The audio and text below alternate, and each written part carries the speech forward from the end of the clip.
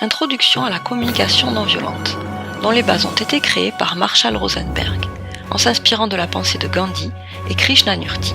Ce mode de communication repose sur le principe que tout conflit est l'expression d'un besoin insatisfait. Au commencement, jeune padawan tu seras. Apprendre et persévérer tu devras. Pour cela, les composants de la communication non violente, tu connaîtras. Tout d'abord, avec objectivité et sans jugement, la situation et les faits tu exposeras. Ensuite, tes émotions tu identifieras. Il existe de nombreux sentiments sur l'échelle de la colère. La contrariété, l'agacement, l'irritation, l'exaspération, la rage. Parfois encore, nous pouvons ressentir peine, souffrance, chagrin, tristesse, voire désespoir. De la simple crainte à la terreur, ceci reste du registre de la peur. C'est l'intensité de celle-ci qui varie.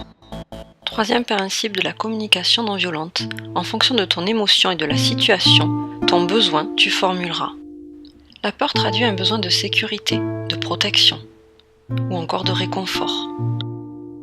La colère traduit un désir de respect, d'écoute, de compréhension, de réparation. La tristesse exprime un besoin d'affection, d'espoir, de réconfort. En résumé, la communication non violente permet d'exprimer les émotions, besoins et attentes liés à des événements exposés de façon factuelle.